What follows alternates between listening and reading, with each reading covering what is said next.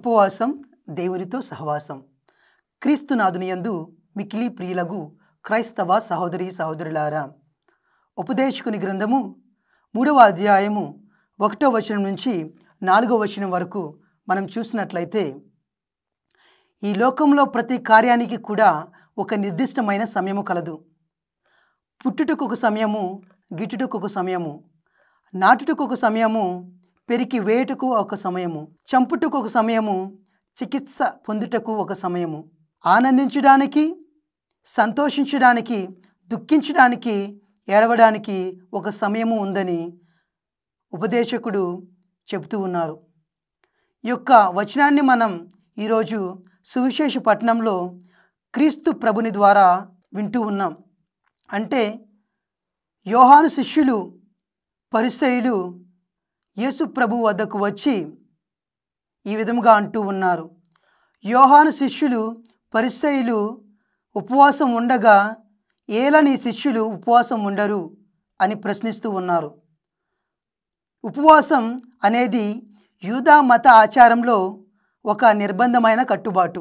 కాబట్టి ప్రియమైన సహోదరి సహోదరులారా, యేసు ప్రభువు వారు ఉపవాసానికి నిజమైన అర్థాన్ని ఈ యొక్క సువిశేషంలో చెప్తూ ఉన్నారు. ఉపవాసం అంటే శరీరపరంగా ఆహారం తీసుకోకుండా ఉండడం మాత్రమే కాదు, కానీ ఉపనివాసి అనగా దేవునికి దగ్గరగా జీవించడం. పాత నిబంధన గ్రంథంలో ఉపవాసం అనే అర్థాన్ని మనం యూదా మత ఆచారంలో ద డే ఆఫ్ అటోన్మెంట్గా పిలువబడుతూ ఉన్నది. ద డే ఆఫ్ అటోన్మెంట్ అంటే ప్రాయశ్చిత్త దినం, పాపానికి ప్రాయశ్చిత్తం చెల్లించే దినం.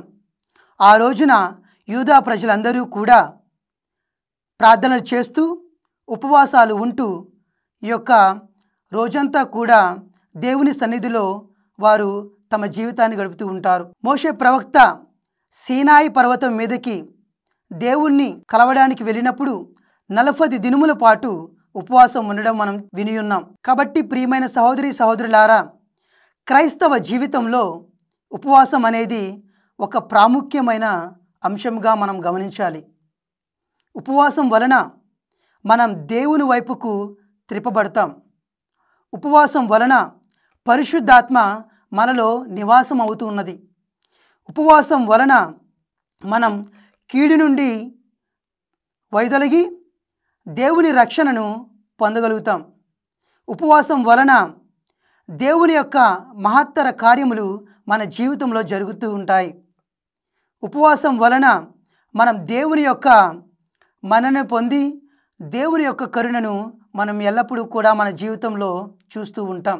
ఉపవాసంతో ప్రార్థన జత చేస్తే మన జీవితాలు కూడా ఒక అద్భుతంగా మలచబడతాయి. ఈరోజు సువిశేషంలో క్రీస్తు ప్రభువారు కూడా ఈ యొక్క అంశాన్ని గురించి ఈ విధంగా చెప్తూ ఉన్నారు. పెండ్లి విందుకు పిలువబడిన వారు ఏ విధంగా ఉపవాసం ఉంటారు అని.